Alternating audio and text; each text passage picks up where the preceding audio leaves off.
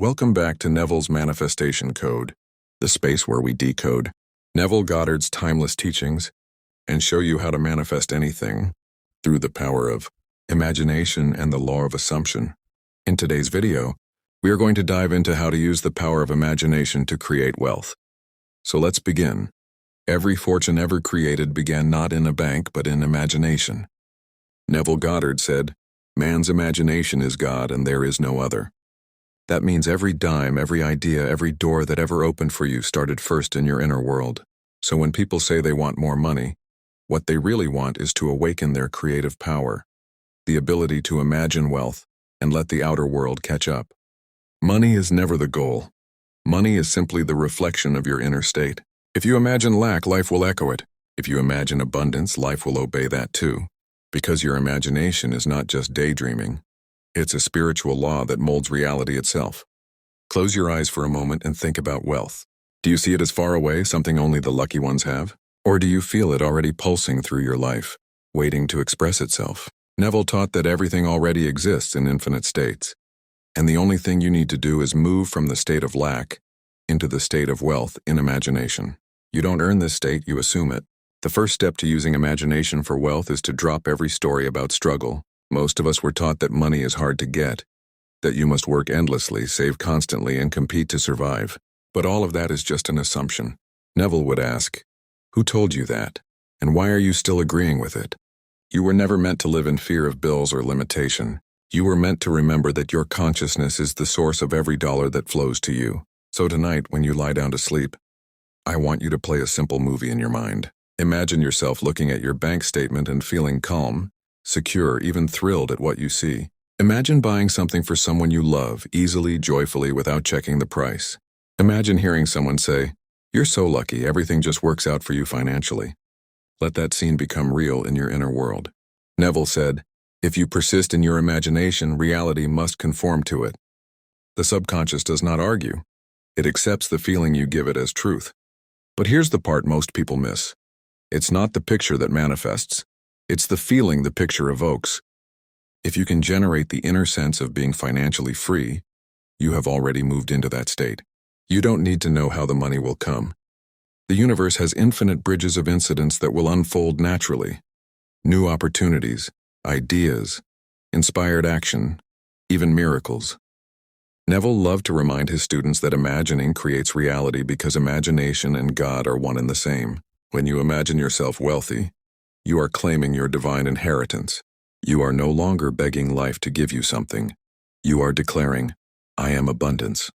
And that "I am" is the creative word that shapes worlds. You might say, "But I can't see how it could happen. My job doesn't pay enough." To which Neville would reply, "Stop looking at the shadow. Your current financial circumstances are nothing more than the echo of past assumptions. If you want new results, stop worshiping the old facts. Begin to occupy the new state in imagination until it feels natural." That's what he meant when he said, "Dare to believe in the reality of your assumption and watch the world play its part relative to its fulfillment." One of Neville's students once imagined having an unexpected sum of money appear just in time to pay her debts. Each night she would lie quietly and feel the relief of saying, "It's done." She didn't know where it would come from. She just persisted in the inner feeling of abundance.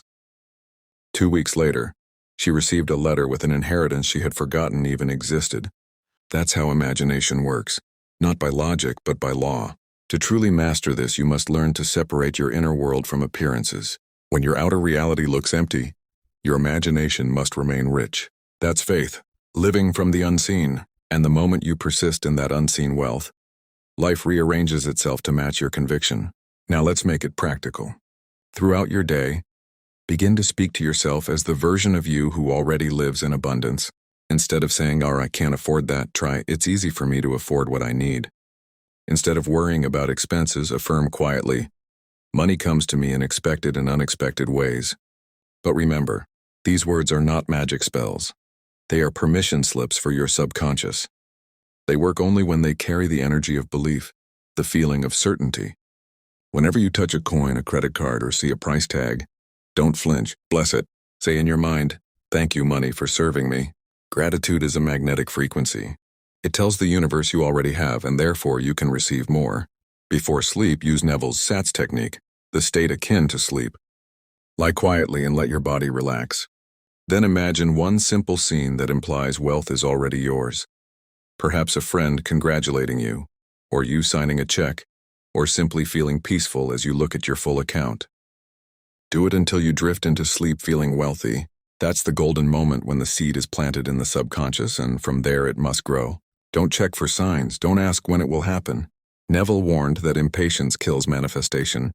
He said, "Be still and know that you are what you want to be. Your only job is to persist in the new assumption, and live from it inwardly until the outer catches up. If bills arrive, bless them. Say thank you because this means circulation, and circulation means flow. If something seems delayed, remind yourself, nothing is late in my world. Everything unfolds perfectly for me." Every thought like that is another brushstroke painting your reality of wealth. The more you use imagination this way, the more natural it becomes. Soon you'll find yourself thinking like a wealthy person, walking with ease, expecting good things. And when that shift happens inside, you'll watch as opportunities, clients, gifts, or ideas begin appearing from nowhere, though they were always there, waiting for your awareness. Neville's entire teaching on wealth can be summed up in one simple truth.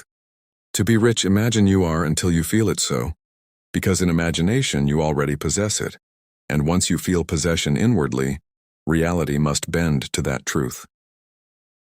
So tonight, as you close your eyes, let go of every worry and repeat softly, "I am the abundance I seek.